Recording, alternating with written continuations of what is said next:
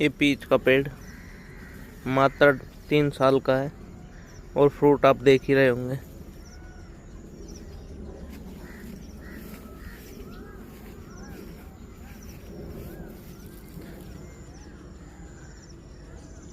Fruit से पेड़ लदपद है। इससे आप साल का 50 किलो तक का फ्रूट का उत्पादन ले सकते हैं।